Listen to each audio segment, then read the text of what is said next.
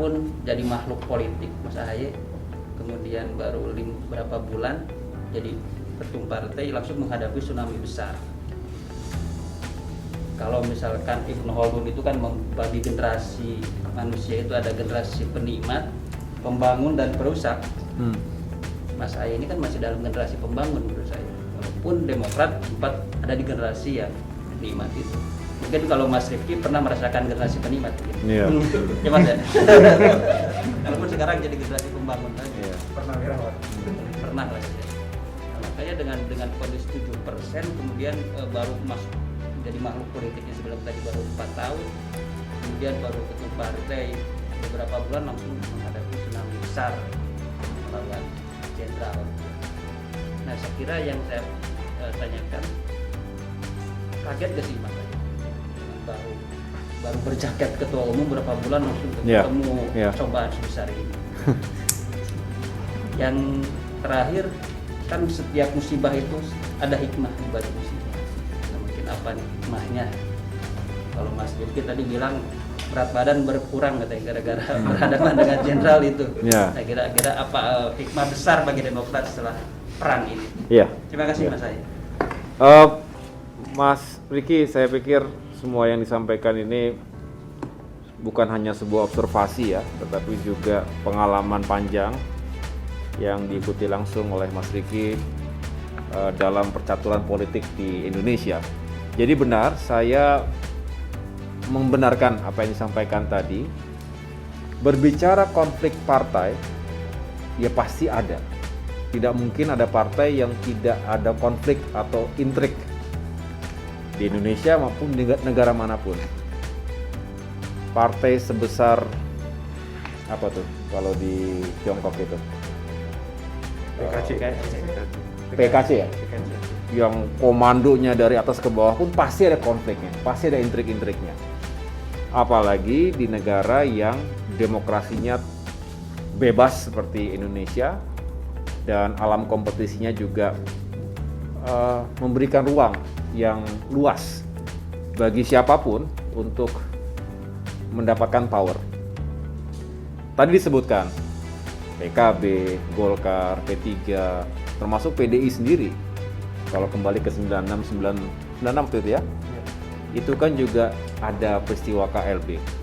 Jadi biasa terjadi, tetapi yang membedakan prahara yang dialami oleh Partai Demokrat kemarin itu, ini bukan hanya persoalan internal, tapi ada power play, kekuasaan, kekuatan luar, aktor luar yang mencoba untuk mengambil alih langsung, bukan menggunakan proksi, langsung. Kalau menggunakan proksi mungkin juga ada beberapa kasus begitu, lewat tangan seseorang yang memang dia kader utama partai, tetapi sebetulnya disponsori, didanai, dan juga dikendalikan dari pihak luar. Bisa jadi, lazim-lazim juga seperti itu.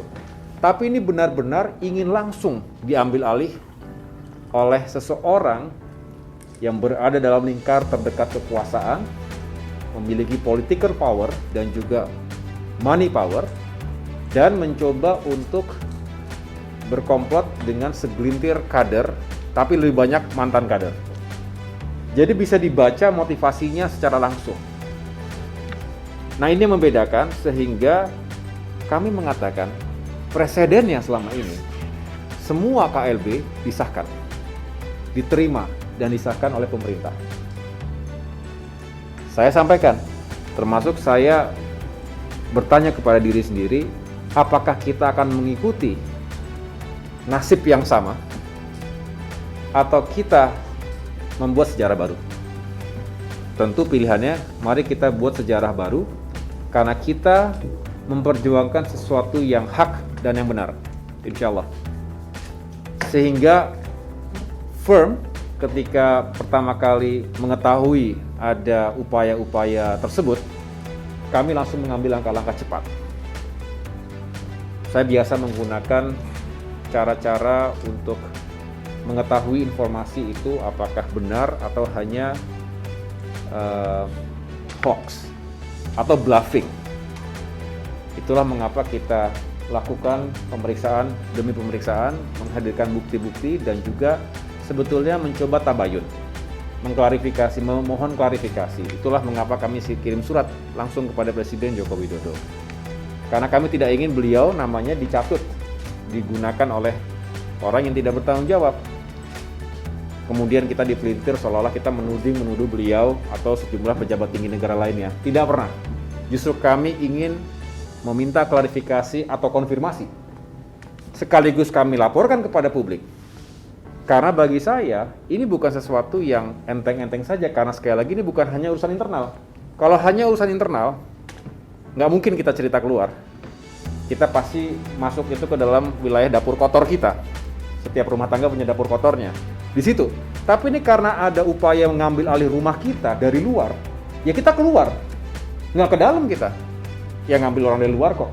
Kita jelaskan, hati-hati, ini orang mau ngambil rumah kita. Kita bangunkan anggota rumah kita. Ayo kita jaga-jaga, kita lawan. Kita laporkan kepada yang berwajib. Kita tanya Pak RT, Pak Lurah, benar nggak ada yang terlibat dalam upaya ini? Seperti itu analogi sederhananya, dan kita firm. Itulah mengapa Mas Ricky, kita ingin membuktikan bahwa dengan menghadirkan bukti-bukti yang absah ya, yang faktual dan aktual itu, kami hanya bermohon negara adil, pemerintah juga pada akhirnya menolak itu. Dan alhamdulillah 31 Maret akhirnya semua itu ditetapkan sebagai sesuatu yang tidak sah. Ditolaknya KLB Deli Serdang beserta dengan semua produknya, menyatakan kembali bahwa memang yang kita perjuangkan selama ini benar. Dan akhirnya seolah-olah masyarakat pun merayakan kemenangan itu, seolah-olah semuanya ikut menyaksikan drama. Kayak drama yang diputar setiap hari gitu. Mereka penasaran siapa yang menang, yang mati siapa nih, jagoan atau kalah atau menang begitu. Jadi inilah yang menyita perhatian publik. Kalau ditanya kaget atau tidak kaget, secara umum saya sudah punya ekspektasi bahwa di politik itu tidak selalu terang benderang. Artinya banyak hal yang kita tahu. Kalau saya sering kali berseloroh ya, kalau di militer itu kita tahu musuh kita di mana, pakaiannya apa. Nah dalam politik seringkali kita nggak tahu musuh kita di mana. Hari ini makan bareng, besok jadi musuh.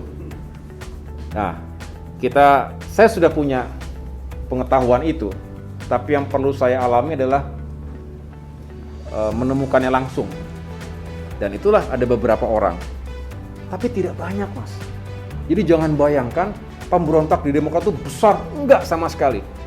Yang ngumpul di Sibulangit itu banyak yang sudah di partai lain, banyak yang sudah tidak aktif 7-8 tahun. Tiba-tiba dipanggil, dibayar, diterbangkan, datang ke sana.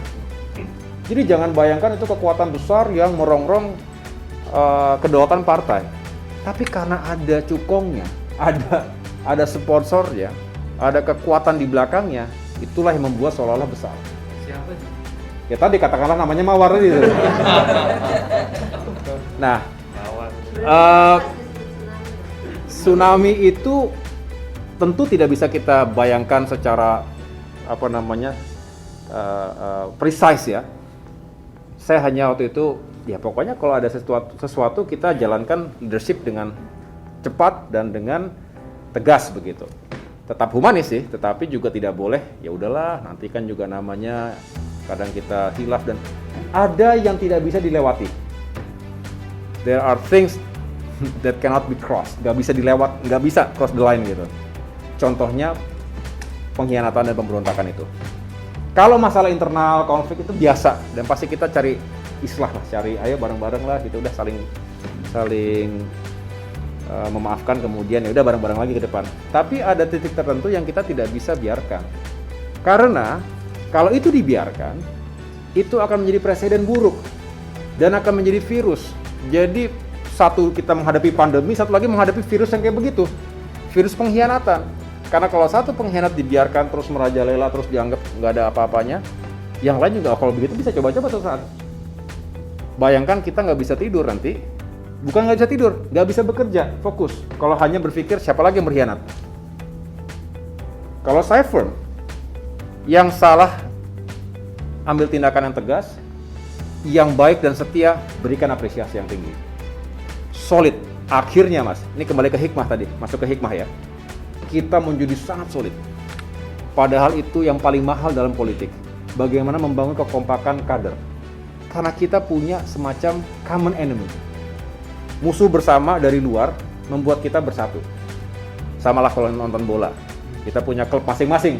Begitu timnas kita main, semuanya bela timnas. Indonesia Raya. Begitu kita punya musuh bersama, namanya kita langsung bersatu, Mars Demokrat lawan. Kan begitu? Artinya itu justru suatu hikmah yang luar biasa. Dan dari situ kita punya banyak pelajaran, setelah itu baru ketahuan. Memang begitu kita telusuri, yang ada di pihak sana itu memang yang bromocorah dari dulu. Yang punya rekam jejaknya memang nggak bagus. Mohon maaf. Bukan dari AHY baru masuk tadi, 3-4 tahun yang lalu. Tapi yang belasan tahun, puluhan tahun di partai, Mas Ketum, itu memang dari dulu bikin masalah. Dari dulu justru yang bikin kita resah, yang memecah belah kader, yang majekin kita macam-macam. Kok sekarang seperti dikumpulkan dalam satu basket, dalam satu keranjang? Ya, artinya ini hikmah dan juga mungkin ditunjukkan jalan juga oleh Allah. Kita nggak pernah tahu, kita nggak pernah minta ini terjadi, tapi ternyata hikmah belakangan, kita pertama solid, yang kedua Mas, mengalir simpati. Ini jauh lebih dahsyat ketika kita bandingkan misalnya ada peristiwa-peristiwa sebelumnya begitu yang harusnya bukan harusnya, yang kami anggap masyarakat bersimpati kepada kita, tapi jauh ini. Ketika kita memperjuangkan hak rakyat, simpati mengalir. Tapi biasanya ya per elemen saja. Ini komunitas serikat buruh simpati kepada Demokrat karena dianggap kita memperjuangkan nasib buruh dengan cara menolak Omnibus Law, contoh. Terus ada lagi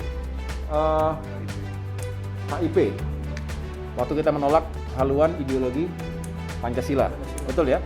Ada yang memberikan simpati kepada kita, ada yang mengucapkan terima kasih. Tapi kali ini jauh lebih tinggi simpatinya.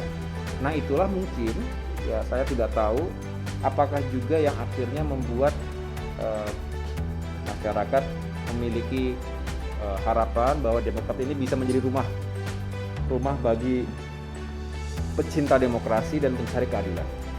Saya hanya berharap dan menyampaikan kepada kader, pertama, rugi kita setelah diuji kayak kemarin, kemudian solid kita hanya sementara saja. Solid kita sampai akhir, saya katakan. Kapan akhirnya? Sampai kita mencapai tujuan yang kita inginkan. Jangan cuma 3 bulan solidnya. Ngapain? Kalau cuma 3 bulan aja, artificial. Tapi soliditas itu dibangun dari masa ke masa sampai dengan kapanpun. Nah yang kedua juga, kita sama saja tidak punya hati ketika hanya mendengarkan masyarakat di saat kita butuh dukungan tadi. Kita harus semakin dekat dan semakin menyentuh masyarakat. Itulah mengapa saya kembali akan turun ke berbagai daerah. Saya baru kembali dari Jawa Barat, contohnya kemarin, itu juga untuk menyapa masyarakat. Karena saya katakan 3 bulan kemarin kita dekat dengan rakyat, karena mengalir simpati. Nah jangan berhenti di situ.